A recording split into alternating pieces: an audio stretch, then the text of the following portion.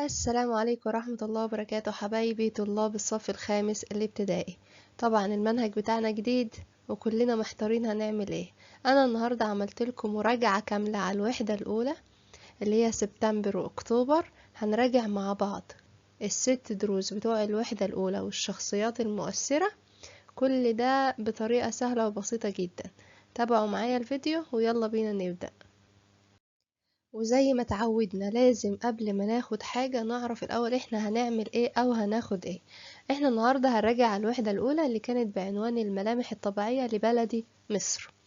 الوحدة الأولى دي كانت بتتكون من 6 دروس.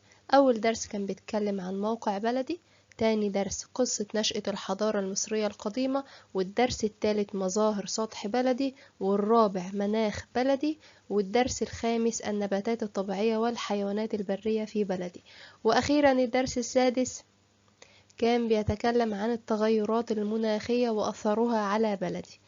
وفي الآخر خالص هناخد شخصيتين من الشخصيات المصرية القديمة، هناخد الملك نعرمر أو مينا والملك تحتمس الثالث. هنسمي الله ونبدأ بالدرس الأول اللي قلنا هيتكلم عن موقع بلدي. قلنا الموقع ده بقسمه إلى نوعين، موقع جغرافي وموقع فلكي. هنبتدي الأول بالموقع الجغرافي. ايه هو أصلا الموقع الجغرافي؟ ده موقع المكان بالنسبة لليابس والماء، يعني هاخد المكان واعرف ايه الحاجات اللي حواليه. زي مثلا مصر، قلنا مصر تقع في شمال شرق آسيا، شمال شرق آسيا، وكانت ملتقى قارات العالم القديم، يعني كانت بتقع في النص بتربط القارات ببعض اللي هي آسيا وأفريقيا وأوروبا، يبقى هي ملتقى قارات العالم القديم. طيب من ناحية الشرق كان بيمين اللي جنبها قال البحر الأحمر، يبقى يحدها البحر الأحمر من ناحية الشرق، والشمال فوق ايه؟ قال البحر المتوسط. ده اللي أنا عايزاك تعرفه في الموقع الجغرافي. يبقى تاني مع بعض سريعا، الموقع الجغرافي هو موقع المكان بالنسبة لليابس والماء. حلو خالص. مصر فين؟ مصر تقع شمال شرق افريقيا، ملتقى قارات العالم، يحدها شرقا البحر الأحمر وشمالا البحر الأبيض المتوسط. ده كده الموقع الجغرافي. طيب هيسألني سؤال في الموقع الجغرافي، بما تفسر ليه موقع مصر الجغرافي متميز؟ هو ليه الموقع بتاعنا متميز؟ لأن كل الحاجات اللي احنا قلناها دي، اللي هي ملتقى قارات العالم وشمال شرق افريقيا، ده خلاها تتصل بسهولة جدا بدول العالم تجاريا وحضاريا من أول قديم الأزل لحد دلوقتي، والموضوع ده زاد أكتر بعد افتتاح قناة السويس. يبقى لما يسألني بما تفسر موقع مصر الجغرافي متميز، هو متميز ليه؟ هقوله لأنه سهل اتصالها بدول العالم تجاريا وحضاريا عبر التاريخ، وخاصة بعد افتتاح قناة السويس. تمام. بعد كده الموقع الفلكي. ايه هو الموقع الفلكي؟ قال لي الموقع الفلكي ده الموقع بالنسبة لخطوط الطول ودوائر العرض. هي ايه اصلا خطوط الطول ودوائر العرض؟ قلنا ان خطوط الطول ودوائر العرض دي خطوط وهمية مش موجودة في الحقيقة. طب عملناها ليه؟ العلماء عملوها اللي علشان يسهلوا تحديد المواقع، عشان يسهلوا لنا احنا تحديد المواقع بدقة اكبر. يبقى هي اصلا خطوط وهمية. تمام. يبقى أنا عايزة أعرف مصر فين بالنسبة لدوائر العرض وبالنسبة لخطوط الطول. مصر تقع بين دائرتي عرض 22 إلى 31.36 شمالا. تقع بين دائرتي، معلش الحتة دي حفظ لازم نحفظها كويس، تقع بين دائرتي عرض 22 إلى 31.36 شمالا. تقع بين خطي طول من 25 ل37 شرقا، من 25 ل37 شرقا. طيب ايه النتائج اللي ترتبط على الموقع بتاع مصر ده؟ الموقع الفلكي ده هو اللي بيحدد لي مناخ المكان، هو اللي بيحدد مناخ المكان. فوقوع مصر في الموقع ده او وجودها في الموقع ده في المكان ده عمل لي ايه بقى؟ خلالي مصر تقع ضمن اقليمين، اقليم صحراوي حار ده في اغلبية اراضي مصر، ما عدا الاراضي الشمالية بس، ده بتقع ضمن إقليم اسمه البحر المتوسط، والإقليم ده معتدل. يبقى النتائج المترتبة على الموقع الفلكي لمصر: وقوع معظم الأراضي المصرية ضمن الإقليم الصحراوي فيما عدا الأراضي الشمالية لمصر اللي هي تقع على سواحل البحر المتوسط، دي تقع ضمن إقليم البحر المتوسط المعتدل. يبقى مصر فيها كام إقليم مناخي؟ 2. صحراوي حار في أغلبية الأراضي المصرية ما عدا الأجزاء الشمالية تقع ضمن إقليم البحر المتوسط المعتدل. بعد كده هنعمل مقارنة سريعة بين خطوط الطول ودوائر العرض عشان دايما بيسألني فيها في الاختيارات. خطوط الطول أنصاف دوائر رأسية، أنصاف دوائر رأسية تصل بين القطبين الشمالي والجنوبي، تصل بين القطبين الشمالي والجنوبي، يعني هي خطوط مرسومة من الشمال لحد الجنوب. خط الطول الرئيسي جرينتش ودرجته 0. طب بيعمل ايه؟ بيقسم الكرة الأرضية نصفين، نصف شرقا ونصف غربا، نصف شرقا ونصف، يعني هو في النص. أهمية بقى خطوط الطول: تحديد الموقع شرقا وغربا، وتحديد الزمن، ومعرفة الوقت. يبقى تاني، أهمية هو اللي بيحدد لي الموقع إذا كان يقع في الشرق ولا في الغرب، وبيحدد لي الزمن لأن قلنا كل خط طول بيختلف عن الخط اللي جنبه في الدقايق. يبقى هو اللي بيحدد الزمن ومعرفة الوقت. يبقى تاني، خطوط الطول أنصاف دوائر رأسية تصل بين القطب الشمالي والقطب الجنوبي. في خط طول رئيسي اللي هو جرينتش درجته 0، بيعمل ايه؟ بيقسم الكرة الأرضية إلى نصفين، نصف أو قسم في الشرق والقسم الآخر في الغرب. أهميتها ايه؟ تحديد الزمن ومعرفة الوقت وتحديد الموقع شرقا أو غربا. دي كده خطوط الطول، وكانت أنصاف دوائر رأسية يعني بتترسم من فوق لتحت. بينما بقى دوائر العرض دوائر أفقية، دوائر أفقية يعني بالعرض، غير متساوية الطول. مين أكبرها وأطولها؟ دائرة الاستواء أو خط الاستواء، درجته كام؟ درجته 0. بيعمل ايه؟ بيقسم الكرة الأرضية إلى نصفين، نصف في الشمال ونصف في الجنوب. أهمية دوائر العرض ايه؟ تحديد الموقع شمالا أو جنوبا. خطوط الطول كانت تحديد الموقع شرقا أو غربا، بينما دوائر العرض تحديد الموقع شمالا أو جنوبا. الحاجة التانية ايه؟ معرفة أحوال المناخ، هي اللي بتحدد لي مناخ المكان. يبقى تاني، هي دوائر أفقية غير متساوية الطول، أكبرها دائرة الاستواء درجتها 0، تقسم الكرة الأرضية نصفين شمال وجنوب. أهميتها ايه؟ تحديد الموقع شمالا أو جنوبا ومعرفة أحوال المناخ. يلا بينا ندخل على الدرس التاني. الموضوع سهل بس محتاج منك ان انت تركز معايا. الدرس التاني كان بيتكلم عن ايه؟ كان بيتكلم على قصة نشأة الحضارة المصرية. يعني الحضارة المصرية دي نشأت ازاي؟ قلنا قبل ما اتكلم اصلا على الحضارة عايزة اتكلم عن المصري القديم اللي هو عامل الحضارة. الاول خالص عاش فوق الهضاب، كان بيتغذى على الثمار وصيد الحيوانات، وكان دائم التنقل عشان يدور على الثمار، بيخلص في مكان ينقل مكان تاني. سكن الكهوف، الكهوف دي أماكن كده طبيعية، يعني مش هو اللي عملها، هي موجودة في الجبال أو في الهضاب. طيب لما حصل جفاف الأمطار قلت، ما كان يعني كده خلاص الأمطار هتقل، فما عادش موجود ثمار، فهو مضطر يبحث عن مصدر غذاء، فبدأ ينزل من فوق الهضاب إلى الوادي. لما وصل الوادي لقى مية فاستقر فيه وعرف الزراعة، ولما عرف الزراعة بدأ يربي الحيوانات. طيب خلاص حياته استقرت، فمحتاج يبني بيوت، هيبني بيوت بسيطة من الطوب اللبن، بيت جنب بيت جنب بيت هتتكون القرى، وبعديها تتكون المدن، وبعدين تتكون الأقاليم. يبقى تاني، المصري القديم في البداية كان عايش فوق الهضاب، كان بيتغذى على الثمار وصيد الحيوانات، وكان دائم التنقل وساكن في الكهوف. لما حل الجفاف بدأ ينزل من الهضاب إلى الوادي. عرف ايه؟ عرف الاستقرار وعرف الزراعة وتربية الحيوانات، وبعدين أنشأ بيوتا بسيطة من الطوب اللبن، بيت جنب بيت جنب بيت، كون قرية شوية، وبعدين كون مدينة، وبعدين مدينة ومدينة ومدينة، بقى أقليم. تمام. طب الأقاليم دي اتحدوا مع بعض، كل شوية أقاليم اتحدوا. أقاليم الوجه البحري اتحدت مع بعض وكونوا مملكة الشمال، وأقاليم الوجه القبلي اتحدت مع بعض وكونت مملكة الجنوب. مملكة الشمال عاصمتها كانت بوتو، مملكة الجنوب كانت عاصمتها نخب. يبقى أنا عندي بوتو في الشمال ونخب في الجنوب. المعبود في الشمال ثعبان الكبرى، والمعبود في الجنوب أنثى النسر. الشعار بتاع كل مملكة: في الشمال البردي، نبات البردي، وفي الجنوب زهرة اللوتس. لون التاج أحمر في مملكة الشمال وأبيض في مملكة الجنوب.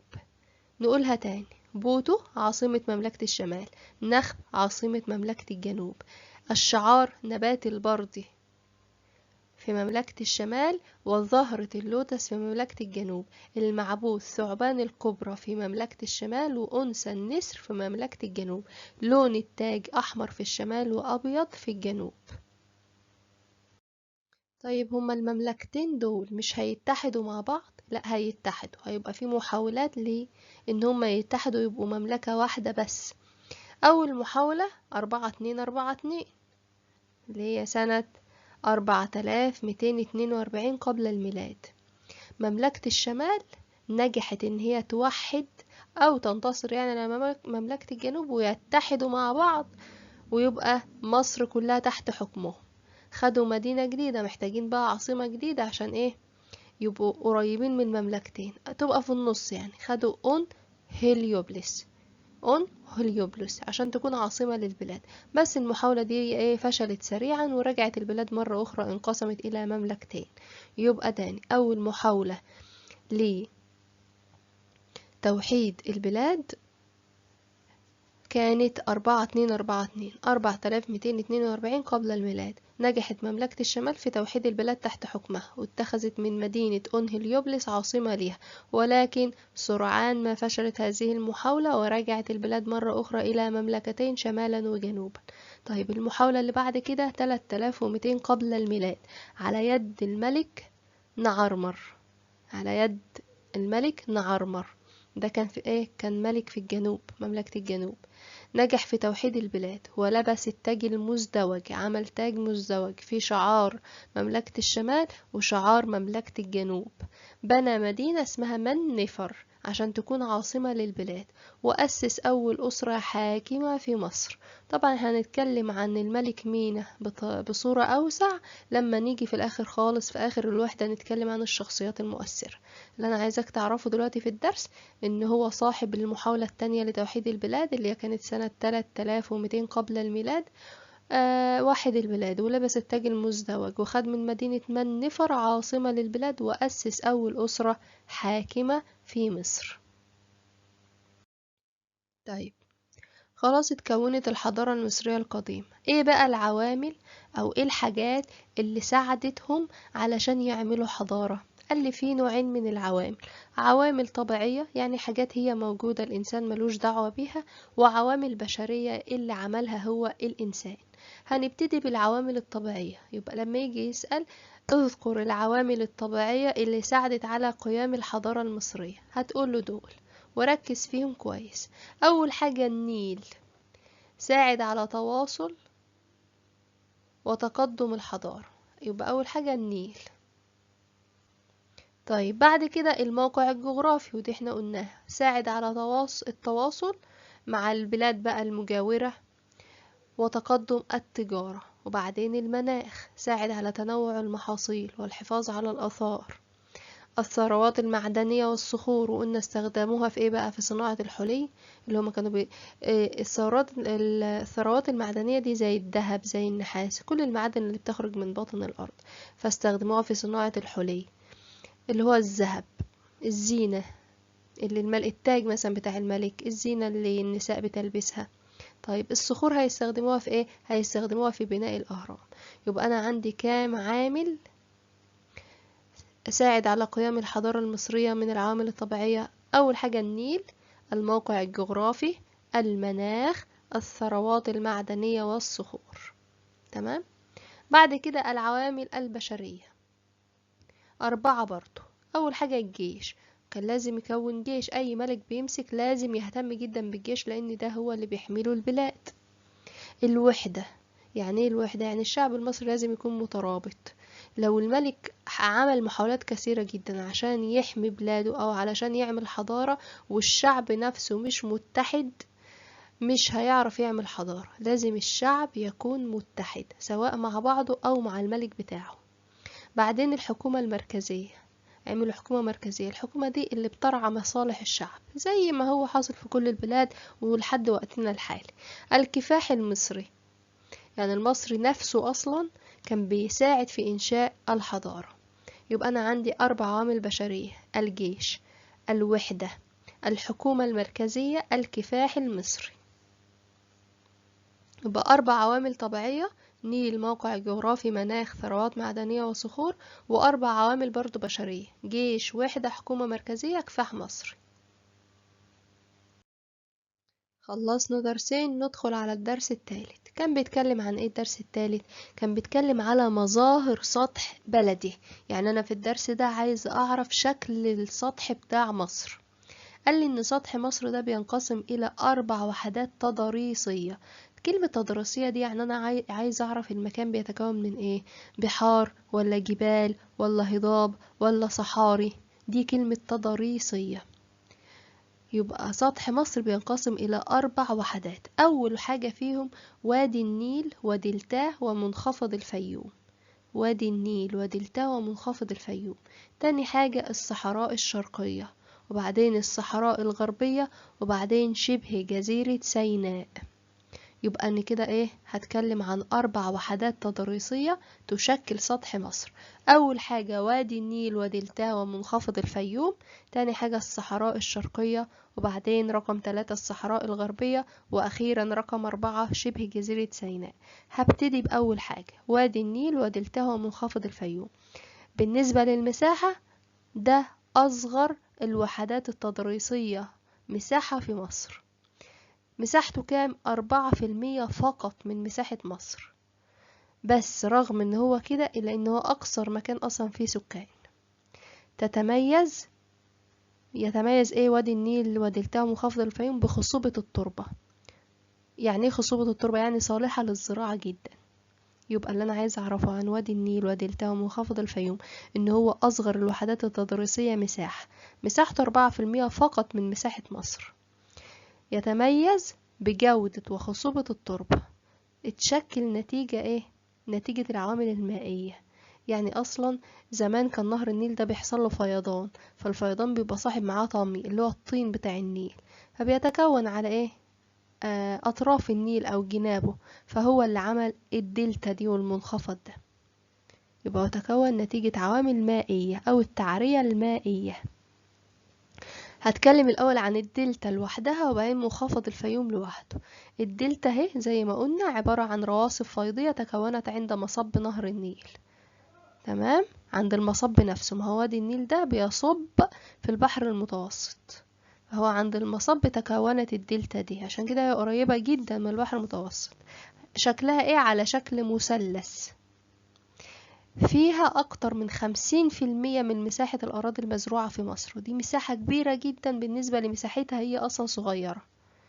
يبقى عبارة عن رواسب فيضية تكونت عند مصب نهر النيل، تبدو على شكل مثلث، تضم أكثر من 50% من مساحة الأراضي المزروعة. بالنسبة بقى لمنخفض الفيوم فهو يقع جنوب غرب القاهرة. جنوب غرب القاهرة، بينما الدلتا كانت أقصى شمال مصر. طيب بيتصل بنهر النيل عن طريق ايه؟ عن طريق ترعة اسمها بحر يوسف، ترعة بحر يوسف. يبقى يتصل منخفض الفيوم بنهر النيل عن طريق ترعة بحر يوسف. وبرضه بيتميز بالأراضي الخصبة. يبقى ده الجزء الخاص بأول وحدة من الوحدات التضاريسية ال4 في مصر، اللي هو وادي النيل ودلتاه ومنخفض الفيوم. بعد كده هناخد تاني وحدة من الوحدات التضاريسية ال4 في مصر، وهي الصحراء الغربية.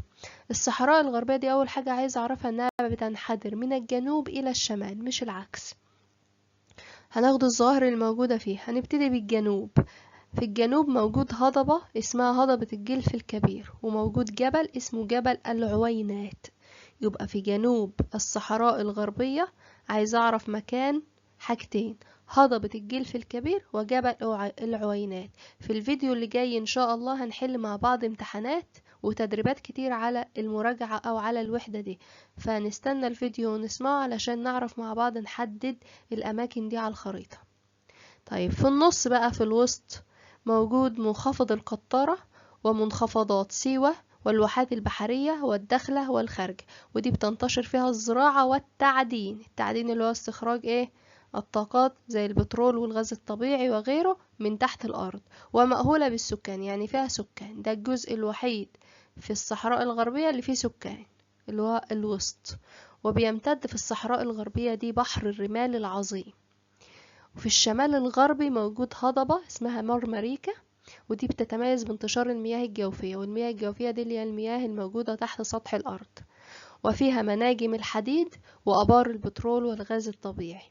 يبقى هقسم الصحراء الغربية إلى 3 مناطق: الجنوب فيه هضبة الجلف الكبير وجبل العوينات، في الوسط موجود منخفض القطارة ومنخفضات زي سيوة والواحات البحرية والخارجة والدخلة، وتنتشر فيها الزراعة والتعدين، ودي المكان الوحيد اللي فيه سكان. ويمتد في الصحراء الغربية دي بحر الرمال العظيم. إنما في الشمال الغربي موجود هضبة اسمها هضبة مرمريكا، تتميز بوجود المياه الجوفية وفيها مناجم الحديد وآبار للبترول والغاز الطبيعي. بعد كده هتكلم بقى عن ثالث وحدة من الوحدات التضاريسية في مصر، وهي الصحراء الشرقية، ودي بسميها صحراء جبلية هضبية. جبلية هضبية ليه؟ علشان موجود فيها سلسلة جبال كبيرة اللي هي سلسلة جبال البحر الأحمر، أهمها وأعلاها جبل شايب البنات، أو بنقوله عليه جبل الشايب. هو الاتنين نفس الحاجة، سواء جبل الشايب أو شايب البنات. وموجود فيها هضبة العبابدة وهضبة المعازة، تتميز بوجود المعادن زي الذهب وحقول البترول والغاز الطبيعي. وتتميز فيها الأودية الجافة. أودية جافة ما فيهاش زرع، بيستخدموها كطرق أو بتستخدم كمجاري مائية عند حدوث السيول، المية بتجري فيها يعني. يبقى الصحراء الشرقية تاني بسميها ايه؟ بسميها صحراء جبلية هضبية. ليه؟ لأنها ايه؟ بتضم أو فيها سلسلة جبال كبيرة اللي هي سلسلة جبال البحر الأحمر. أعلى جبل فيها جبل الشايب أو اسمه شايب البنات، وفيها هضبة العبابدة وهضبة المعاذة. نركز في أسماء الهضاب عشان ما نتلخبطش بينها وبين الصحراء الغربية. تتميز بوجود المعادن زي الذهب وحقول البترول والغاز الطبيعي، وفيها أودية جافة بتستخدم حاجتين: يا إما بيستخدموها كطرق، يا إما مجاري مائية عند حدوث السيول. طيب، آخر وحدة من الوحدات التضاريسية نخلصها ونبقى خلصنا الدرس ده، اللي هي شبه جزيرة سيناء. بتضم العديد جدا من مظاهر السطح. أهم حاجة عندها في الجنوب موجود جبل سانت كاترين وجبل موسى، دول طبعا جبال غنية عن التعريف، مهمة جدا، لها أهمية دينية طبعا كلنا عارفينها. جبل موسى اللي سيدنا موسى عليه السلام كلم عليه الله سبحانه وتعالى. يبقى تضم العديد من مظاهر السطح. في الجنوب يوجد جبل سانت كاترين وجبل موسى. في الوسط في هضبة التيه وبعض الأودية الجافة زي وادي العريش اللي بينحدر نحو الشمال ويصب في البحر المتوسط. تمام. يبقى أنا لو هركز على أسماء الهضاب اللي أنا خدتها، خدنا كام هضبة؟ خدنا أول حاجة هضبة الجلف الكبير في الصحراء الغربية في الجنوب، وفي برضو في الصحراء الغربية هضبة مرمريكا، دي تقع في الشمال الغربي للصحراء الغربية. وبعدين خدنا هضبة العبابدة وهضبة المعازة في الصحراء الشرقية. تمام. وفي الآخر خدنا هضبة التيه في شبه جزيرة سيناء. زي ما قلنا مع بعض تاني في الفيديو الجاي هنحددهم على الخريطة واحنا بنحل امتحانات. خلصنا كده الدرس، يلا ندخل على اللي بعده. الدرس الرابع بعنوان مناخ بلدي. هتكلم فيه عن مناخ مصر. الأول عندي عوامل أصلا أثرت في مناخ مصر، زي ايه؟ أول حاجة القرب أو البعد من المسطحات المائية، ده بيفرق في المناخ. تاني حاجة مظاهر السطح، جبال بقى ولا هضاب، منخفضات ولا وديان. وبعدين الموقع الفلكي، واحنا عارفين طبعا ان الموقع الفلكي اتفقنا ان هو بيأثر على المناخ. نبتدي بأول عامل وهو القرب أو البعد من المسطحات المائية. قال إن المناطق القريبة من البحرين الأحمر أو المتوسط دايما هتلاقي درجة حرارتهم معتدلة، عكس المناطق الداخلية البعيدة عن البحر. ليه؟ لأن نسيم البحر يلطف درجة الحرارة، وده طبعا كلنا عارفينه. يبقى ازاي القرب او البعد من المسطحات المائية بيؤثر في المناخ؟ هنقول ان المناطق القريبة من البحر الأحمر أو البحر المتوسط دائما تكون درجة حرارتها معتدلة، عكس الأماكن البعيدة عن البحرين أو عن البحر عموما أو عن أي ساحل. تمام. ليه بقى بما تفسر؟ لما يجي يسألني بما تفسر تعتدل درجة الحرارة كلما اقتربنا من سطح البحر، هنقول لأن نسيم البحر يلطف من درجة الحرارة. وكده نبقى خلصنا أول عامل من العوامل المؤثرة في المناخ. تاني عامل مظاهر السطح. نلاحظ حاجتين: كلما ارتفعنا عن سطح الأرض قلت درجة الحرارة. يبقى هنتفق على النقطة دي، كلما ارتفعنا عن سطح الأرض تقل درجة الحرارة. يعني المناطق المنخفضة والوديان درجة الحرارة هتكون فيها مرتفعة، أما المناطق المرتفعة زي الجبال درجة الحرارة هتكون منخفضة، وممكن على قمة الجبل تلاقي تلج. ليه؟ لأن احنا اتفقنا ان كلما ارتفعنا عن سطح الأرض تقل درجة الحرارة. يبقى تاني، المناطق المنخفضة والوديان ترتفع فيها درجة الحرارة، والأماكن المرتفعة والجبال تنخفض فيها درجة الحرارة، وتتكون السلوج على قمم الجبال أحيانا. يبقى كده خلصنا مظاهر السطح، وده العامل التاني من العوامل المؤثرة في مناخ مصر. آخر حاجة بقى الموقع الفلكي. احنا لما خدنا الموقع في الدرس الأولاني قلنا إن إيه؟ مصر فيها إقليمين. الإقليم ده حاجة تبع المناخ. كل إقليم ليه خصائص مناخية معينة: اعتدال في درجة الحرارة، ارتفاع، انخفاض، كل إقليم ليه خصائصه. مصر قلنا فيها إقليمين: إقليم الصحراوي الحار وإقليم البحر المتوسط المعتدل. وقلنا في الأول إن أغلبية مصر تقع ضمن الإقليم الصحراوي الحار، ما عدا الأجزاء الشمالية الساحلية تقع ضمن إقليم البحر المتوسط. هو ده اللي هناخده تاني. إقليم البحر المتوسط هنبدأ بيه، يتمثل في المناطق الشمالية لمصر. الخصائص بتاعته ايه؟ هيبقى اعتدال في درجات الحرارة وسقوط الأمطار خصوصا في فصل الشتاء. تمام. يبقى تاني، إقليم البحر المتوسط يتمثل في المناطق الشمالية لمصر، يتميز باعتدال درجة الحرارة وسقوط الأمطار في فصل الشتاء. بينما الإقليم الصحراوي الحار تقع معظم الأراضي المصرية ضمن هذا الإقليم. خصائصه: في الصيف شديد الحرارة خصوصا نهارا، وفي الشتاء شديد البرودة خصوصا ليلا. الأمطار بتاعته نادرة، ولما بتسقط على هيئة سيول. يبقى خصائص الإقليم الصحراوي تاني: في الصيف شديد الحرارة خصوصا في النهار، وفي الشتاء شديد البرودة خصوصا في الليل. أمطاره نادرة يعني قليلة، بس لما بتسقط على هيئة سيول. وكده نبقى خلصنا العوامل المؤثرة في مناخ مصر: القرب أو البعد من المسطحات المائية، مظاهر السطح، الموقع الفلكي. بعد كده أنا عندي كام فصل في السنة؟ الفصول عندي 4: صيف، خريف، شتاء، ربيع. هي ليه أصلا أنا عندي فصول؟ يبقى لما يجي يسألك بما تفسر حدوث الفصول المناخية الأربعة أو وجودهم. ليه؟ لأن كوكب الأرض يدور حول الشمس مرة كل 365 يوم وربع، يعني مرة كل سنة، مما يؤدي إلى تعاقب الفصول اللي هي الدورة السنوية. يبقى بما تفسر حدوث الفصول المناخية الأربعة، هقوله بسبب أن كوكب الأرض يدور مرة كل عام أو كل 365 يوم وربع حول الشمس. النتيجة على ذلك تعاقب الفصول الأربعة. أول حاجة الصيف، هنتكلم عن الخصائص المناخية في كل فصل من الفصول. الصيف الشمس بتتعامد على مدار السرطان، فبيكون مناخ مصر مرتفع الحرارة والجو بيكون جاف، بس بتعتدل درجة الحرارة فين؟ فوق الجبال. احنا متفقين كلما ارتفعنا تقل درجة الحرارة. طيب بالنسبة للشمس تقترب من جنوب مصر، تقترب من جنوب مصر، عشان كده درجة الحرارة بتبقى مرتفعة جدا عند النوبة وأسوان والأماكن دي. يبقى تاني الخصائص في الصيف، أشعة الشمس بتتعامد على مدار السرطان. مناخ مصر في الصيف حرارته مرتفعة والجو بيكون جاف، بتعتدل فقط فوق الجبال. الشمس بتقترب من جنوب مصر. تمام. بعد كده ناخد الخريف، ما هم صيف خريف شتاء ربيع. الخريف بقى،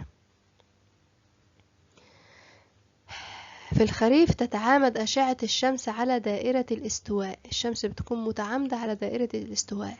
مناخ مصر في الخريف درجة الحرارة بتكون منخفضة والجو معتدل. ليه؟ لأن أصلا دائرة الاستواء بعيدة عننا فالشمس بعيدة، بينما في الصيف كانت عند مدار السرطان قريبة جدا مننا.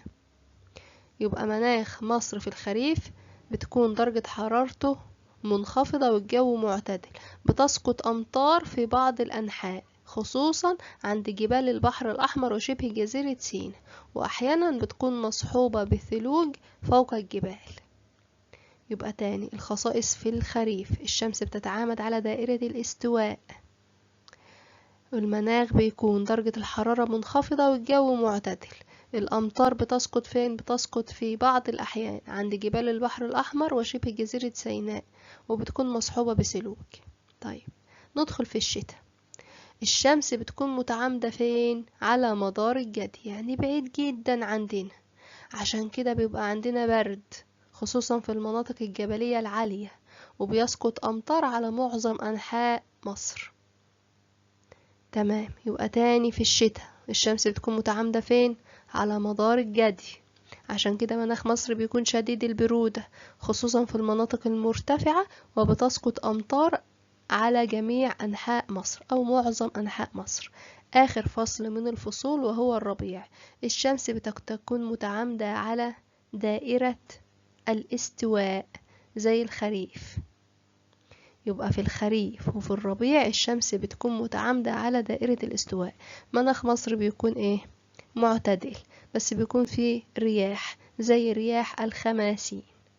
يبقى تاني الصيف الشمس بتكون على مدار السرطان، عشان كده المناخ بتاعي حر، درجة الحرارة مرتفعة والجو جاف، ما بتعتدلش درجة الحرارة غير فوق الجبال، الشمس بتكون قريبة جدا من جنوب مصر. بينما في الخريف على دائرة الاستواء، عشان كده الجو بيكون ايه؟ معتدل والحرارة منخفضة، بيسقط أمطار على جبال البحر الأحمر وشبه جزيرة سيناء. الشتاء الشمس بتكون متعامدة على مدار الجدي، يعني بعيد جدا عن مصر، فعشان كده الجو بيكون بارد خصوصا في المناطق المرتفعة، وفي أمطار غالبا على معظم مناطق مصر أو أنحاء مصر. في الربيع الشمس بترجع تتعامد مرة أخرى على مدار الجدي، عشان كده الجو بيكون معتدل والحرارة منخفضة. تعبت ولا لسه؟ عادي، ممكن توقف الفيديو شوية ترتاح، تحل مثلا أسئلة على كل درس وترجع تكمل تاني. الدرس الخامس بيتكلم عن النباتات الطبيعية والحيوانات البرية في بلدي في مصر. هي ايه اصلا النباتات الطبيعية دي؟ دي نباتات كده بتنمو تلقائيا دون تدخل الانسان، بتلاقيها في اي مكان مثلا بعيد عن الانسان، هي طلعت لوحدها. تمام. المصري القديم عرف النباتات الطبيعية وعرف خصائصها واستخدمها كمان في العلاج. طب ايه الدليل؟ الدليل ان احنا لقينا الوصفات دي متسجلة على برديات. برديات دي اللي هو الورق الكبير اللي احنا اتكلمنا عنه قبل كده، ورق قوي غير الورق اللي موجود عندنا. لقينا الوصفات دي متسجلة على برديات زي بردية هيرست أو إبرس، بتاريخ مين أو في عصر مين؟ ما هو كانوا لما بيسجلوا أي حاجة لازم يكتبوا هي اتكتبت في عصر مين، أو إحنا بنعرف بقى من علم الحفريات والحاجات دي هي بترجع لأنهي أسرة أو بترجع لأنهي عصر. فهي البرديتين دول كانوا في عصر الملك أمنحتب الأول اللي هو أحد ملوك الدولة الحديثة. تمام. يبقى المصري القديم عرف النباتات الطبيعية وعرف خصائصها واستخدمها كمان في العلاج. ايه دليلي؟ دليلي ان انا لقيت الوصفات دي متسجلة على برديات زي بردية هيرست او ابرس في عصر الملك امنحتب الاول اللي هو احد ملوك الدولة الحديثة. طب زي ايه مثلا النباتات الطبيعية؟ زي الصمت، زي الخروع، زي اللوز، زي الزيتون والياسمين والشعير والزعفران، كل دي نباتات طبيعية. يعني أول ما طبعا احنا دلوقتي ممكن ناخد الزيتون ونزرعه، بس هي أول ظهورها كان ظهورها طبيعي لوحدها.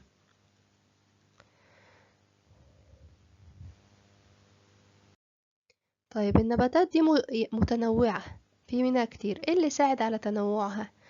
عوامل. ايه هي العوامل دي؟ 3 عوامل: تنوع المناخ، توافر موارد المياه، ما عشان تطلع لازم يكون موجود مثلا مياه زي الأمطار، وتنوع البيئات، كل بيئة غير التانية.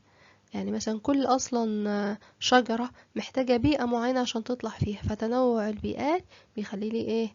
أنواع أكتر من النباتات. يبقى العوامل المؤثرة على تنوع النباتات الطبيعية: تنوع المناخ، توافر موارد المياه، وتنوع البيئات. بعد كده هتكلم بقى عن النباتات الطبيعية والحيوانات في مصر. هنقسم مصر إلى 3 مناطق. أول منطقة وادي النيل ودلتا ومنخفض الفيوم، وبعدين الصحاري، سواء صحاري بقى شرقية أو غربية أو شبه جزيرة سيناء، وبعدين آخر منطقة الساحل الشمالي على البحر المتوسط، الأماكن الساحلية اللي بتقع على البحر المتوسط. وادي النيل ودلتا ومنخفض الفيوم قال لي ممكن تنمو بعض الحشائش على الترع والمصارف. ليه؟ عشان متوفر مية. طب زي ايه مثلا النباتات دي؟ زي نبات اسمه الحلفة، وأشجار زي الكافور والجميز. طيب في نباتات مائية بتنشأ أصلا في المية جوه الترعة نفسها زي البوص. يبقى تاني النباتات الطبيعية في أول منطقة اللي هو وادي النيل ودلتا ومنخفض الفيوم، اللي تنمو بعض الحشائش على شواطئ الترع والمصارف. ليه؟ عشان موجود مية، متوفر مية. زي ايه؟ زي نبات الحلفة، وأشجار زي الكافور والجميز، وفي نباتات مائية زي البوص. طيب بعد كده في الصحاري، قال الصحاري أصلا فقيرة في النبات الطبيعي. ليه فقيرة؟ ما هو طبيعي مفيش مية، مش احنا قلنا من أهم العوامل توفر المياه؟ ما فيش مية. يبقى بسبب ندرة الأمطار وارتفاع درجة الحرارة خصوصا في فصل الصيف. طيب لما بيبقى في نباتات بقى، ايه اللي بيميزها؟ ايه المميزات بتاعت النباتات؟ ان هي بتتحمل الجفاف والحرارة، والجدر بتاعها طويل جدا. ليه؟ علشان يصل الى المياه الجوفية اللي تحت الارض. زي ايه؟ زي الصبار والتين الشوكي والخروع والنخيل. يبقى تاني النباتات الطبيعية في الصحاري فقيرة، يعني موجود بس مش كتير. طب ليه فقيرة؟ ليه الصحاري فقيرة بالنباتات الطبيعية؟ بسبب ندرة المياه وارتفاع درجة الحرارة خصوصا في فصل الصيف. طيب المميزات بتاعت النباتات الطبيعية اللي موجودة في الصحاري: بتتحمل الجفاف ودرجة الحرارة المرتفعة، ولها جذور طويلة. ليه؟ لتصل للمياه الجوفية. زي ايه؟ زي الصبار والتين الشوكي والخروع والنخيل. بعد كده هناخد النباتات الطبيعية في الساحل الشمالي على البحر المتوسط. بتنمو وبتكون صالحة لرعي الحيوانات، وبرضه بتنمو أشجار. ليه؟ بسبب سقوط الأمطار الشتوية. طب زي ايه؟ زي شجر الزيتون واللوز. تمام. ندخل على الحيوانات. حيوانات وطيور برية. في وادي النيل ودلتا ومنخفض الفيوم أهم الحيوانات الذئاب والثعالب. طب الطيور أبو قردان اللي هو صديق الفلاح الأبيض ده. طيب الصحاري بقى فيها الجمال وفيها اليربوع وفيها الغزال، بينما في الساحل الشمالي مفيش حيوانات برية ولا طيور برية تذكر. طيب هي ايه اصلا اهمية النباتات الطبيعية دي؟ ليها اهمية؟ اه طبعا ليها اهمية. هو لما يطلع دلوقتي لما يبقى عندي موجود مكان مثلا ما فيهوش سكان مثلا، وفيه حيوانات، الحيوانات دي هتتغذى على ايه؟ هتتغذى على النباتات الطبيعية. يبقى أول أهمية للنباتات الطبيعية غذاء للحيوانات البرية، غذاء للحيوانات البرية. تاني حاجة في منها بيستخدم في صناعة الأدوية زي ما شفنا المصريين القدماء، وبيستخدم في صناعة العطور البرفانات، وبيستخدم في مستحضرات التجميل. طيب في بقى نباتات طبيعية بيبقى مثلا طالعة في مكان كبير مع بعضها، بيبقى شكلها حلو جدا، فبتعتبر مزار سياحي. ايه مزار سياحي؟ مكان بيحب يروحه السائح، فالسائح لما يروح طبعا كل ده بفلوس، فده بيسبب لي فايدة كبيرة جدا. يبقى انا عندي 3 اهميات للنبات الطبيعي. اول حاجة غذاء للحيوانات البرية، تستخدم في صناعة الادوية ومستحضرات التجميل والعطور. بعض المناطق الطبيعية تعد مزارات سياحية لجذب السياح. طيب، النباتات الطبيعية والحيوانات البرية بيواجهها خطر بيهددها. زي ايه؟ زي ندرة المياه. يعني مثلا لو انا عندي نبات طبيعي وفجأة الامطار بطلت تنزل، هتموت، مش هتلاقي مية. يبقى ندرة المياه، تغير المناخ كل شوية بيتغير، وهناخده ايه الاسباب اللي بتخليه يتغير. الصيد الجائر، الجماعة اللي بيحبوا يصطادوا بيقعدوا يصطادوا في الحيوانات لحد ما في حيوانات قربت تنقرض. وتنقرض دي يعني ما تبقاش موجودة، تنتهي الفصيلة بتاعتها خالص، تخلص. التلوث، والتلوث ده ناتج يا إما عن الزراعة يا إما عن الصناعة. طب الصناعة عارفينها، المصانع بتطلع دخان والحاجات والمخلفات بتاعتها ساعات بيرموها في المية فبتعمل مشاكل بعدين. طب ايه التلوث اللي ناتج عن الزراعة؟ الفلاح دلوقتي بدأ يستخدم الأسمدة، المبيدات والأسمدة الكيماوية بصفة كبيرة جدا، وطبعا بترجع تاني للترعة، فبيأثر على المية وبيأثر على النباتات بعد كده، وأصلا بيأثر على صحة الإنسان والحيوان فيما بعد.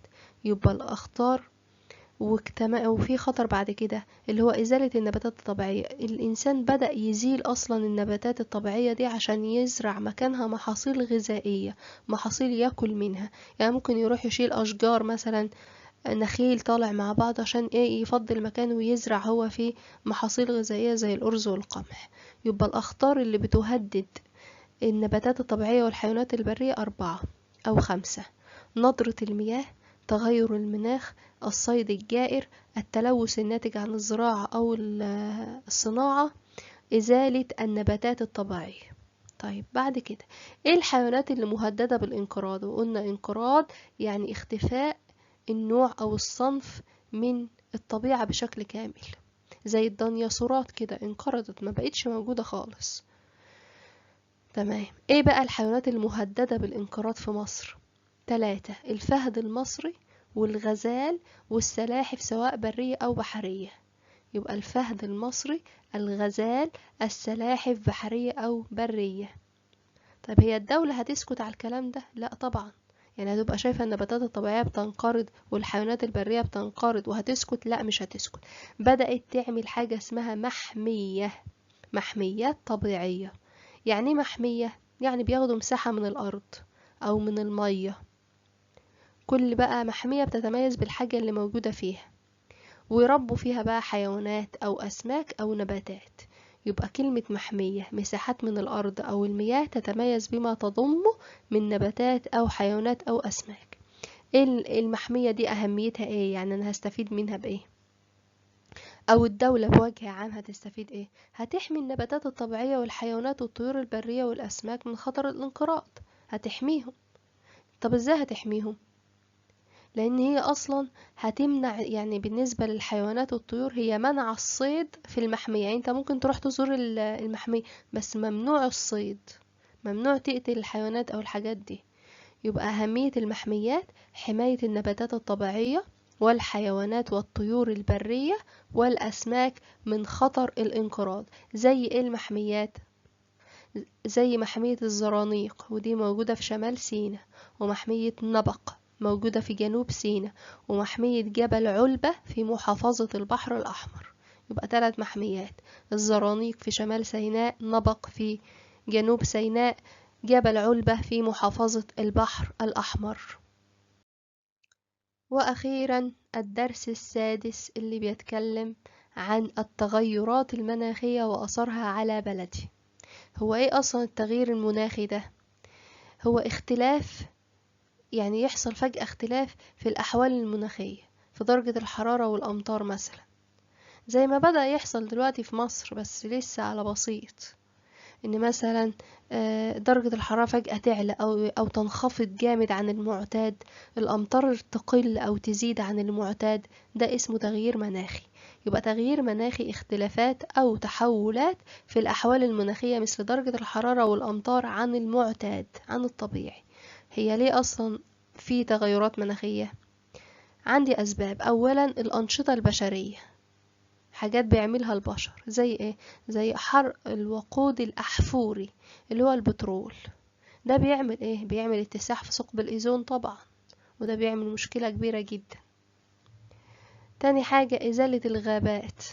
طب ايه يعني اللي هيحصل لما ازيل الغابات؟ ما الغابات دي بتخرج لي أكسجين، بتزود نسبة الأكسجين وبتقلل نسبة ثاني أكسيد الكربون. لما نسبة ثاني أكسيد الكربون هتزيد ده هيأثر على صحة الإنسان. يبقى إزالة الغابات ده السبب التاني في أسباب تغيير المناخ. الإفراط في استخدام المبيدات والأسمدة الكيماوية زي ما اتكلمنا عنها في الزراعة في الدرس اللي فات. الفلاح كل ما بيستخدم الحاجات دي بتأثر أصلا على صحة الإنسان، وبتأثر على صحة الحيوان وعلى صحة الأسماك لو المية دي وصلت له. وبعد كده آخر سبب الأنشطة الصناعية، قلنا برضه عشان بيعملوا أصلا أنشطة صناعية داخل المناطق السكانية. يعني ممكن تلاقيهم بانيين مصنع أو عاملين ورشة أو أي حاجة جوه المنطقة السكنية، وده طبعا خطر على الإنسان.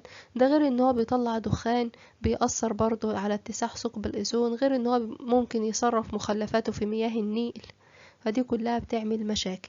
يبقى عندي 4 أسباب عملت لي تغير في المناخ، اللي هي طبعا الأسباب دي أنشطة بشرية، حاجات عملها الإنسان زي حرق الوقود الأحفوري، إزالة الغابات، الإفراط في استخدام الأسمدة والمبيدات الكيماوية في الزراعة والأنشطة الصناعية. بعد كده عوامل طبيعية، حاجات بقى أنا ماليش دعوة بيها زي الانفجارات البركانية، يحصل انفجار بركاني. تمام. التغيرات المناخية دي هتأثر ازاي بقى؟ أول حاجة صحة الإنسان زي ما اتكلمنا، الحرق والحاجات دي بيعلي نسبة ثاني أكسيد الكربون في الجو وده بيأذي الإنسان. تعرض أنواع كبيرة جدا من النباتات والحيوانات للانقراض، دي تاني حاجة. ارتفاع منسوب مياه البحر، ده بيسبب تآكل الشواطئ. انكماش مساحة الأراضي المزروعة. التأثير على ايه؟ كل الحاجات دي أثرت على الشعب المرجانية، والشعب المرجانية بيجيلها سياح من برا خصوصا عشان يشوفوها، فلما مساحتها تقل أو تتأثر ده طبعا هيأثر على الدولة بالسلب. طيب هي الدولة أصلا بقى عملت ايه علشان تواجه مشكلة التغير المناخي؟ أول حاجة بدأت تدعي الناس انهم يستخدموا وسائل نقل بتعمل بالطاقة النظيفة، زي ما بدأنا نسمع مؤخرا عن سيارات بتعمل بالغاز الطبيعي او سيارات بتعمل بالكهرباء. يبقى التوسع في استخدام وسائل نقل تعمل على الطاقة النظيفة. بدأوا يعملوا إعادة تدوير المياه العذبة، يعملوا ايه؟ تحلية لمياه نهر النيل وتحلية لمياه البحار، يجعلوها صالحة للشرب. يعني تخزين مياه السيول، لما يحصل سيول بدأوا يخزنوا المياه عشان يستفيدوا بيها فيما بعد في الزراعة. نشر الوعي بخطورة التغيير المناخي، بدأوا يفهموا الناس أصلا ايه هو التغيير المناخي وايه الحاجات اللي احنا بنعملها كبشر بتأثر على المناخ عشان الناس تاخد بالها. بدأوا بقى يحطوا قوانين علشان يمنعوا الأثر السلبي ده على البيئة. زي مثلا في الأرياف لما بدأ دلوقتي لو في فلاح مثلا حرق قش أو حاجات من دي، في أرقام بنتصل عليها نبلغ، فديت من ضمن القوانين اللي عملوها.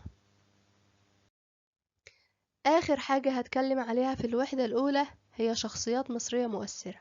عندنا شخصيتين، أول شخصية الملك نعرمر أو مينا، وده اتكلمنا عنه في الأول، وإن هو مؤسس أول أسرة حاكمة، كان حاكم طيبة اللي هي الأقصر حاليا. لقب بقى بإيه؟ بملك الأرضين عشان هو طبعا عمل التوحيد 3200 قبل الميلاد، فسموه ملك الأرضين، وسموه ملك مصر العليا والسفلى، وسموه صاحب التاجين، قلنا لأن هو عمل تاج بيضم شعار المملكتين، وسموه نسر الجنوب وثعبان الشمال، دي يبقى دي كلها مسمياته: ملك الأرضين، ملك مصر العليا والسفلى، صاحب التاجين، نسر الجنوب وثعبان الشمال. أهم أعماله إن هو قلنا إيه؟ استطاع توحيد البلاد عام 3200 قبل الميلاد، كون حكومة مركزية، كون جيش قوي لحماية البلاد، أنشأ قلعة مننفر علشان تكون عاصمة للدولة بتاعته الجديدة. ده الملك مينا أو نعرمر. بعد كده الشخصية التانية هي شخصية الملك تحتمس الثالث. تحتمس الثالث ده أحد ملوك الأسرة 18، أحد ملوك الأسرة 18، وده كان في الدولة الحديثة. تحتمس الثالث ده كان ملك من هو صغير جدا. مراسم تتويجه نقشت على جدران معبد الكرنك. إنجازاته بقى بالنسبة للجانب العسكري، هو اهتم جدا بالجيش وزوده بالفرسان وزوده بالعجلات الحربية، سلاح جديد عندهم. بنى القلاع والحصون، كان من أعظم القادة العسكريين وكان بيقود الجيش بنفسه. من أشهر المعارك اللي خاضها ونجح فيها، انتصر يعني فيها معركة مجدو. انتصر فيها على مين؟ انتصر على أمير قادش، واستطاع ان هو يسيطر على الشام. مد حكم مصر لحد بلاد النوبة. كون أول إمبراطورية في التاريخ. إمبراطورية يعني مساحة كبيرة جدا بيحكمها. بنيت في عهده طبعا العديد من المعابد والمسلات الضخمة. يبقى تحتمس الثالث أحد ملوك الأسرة 18، أصبح ملك وهو صغير، ونقشت مراسم تتويجه على جدران معبد الكرنك. إنجازاته بالنسبة للجانب العسكري، اهتم بالجيش وزوده بالفرسان والعجلات الحربية. بنى قلاع وحصون، وكان من أهم القادة العسكريين، كان بيخوض المعارك بنفسه زي معركة مجدو اللي انتصر فيها على أمير قادش، واستطاع ان هو يحكم الشام أو يضم الشام لحكمه. وصل حكم مصر في عهده إلى بلاد النوبة،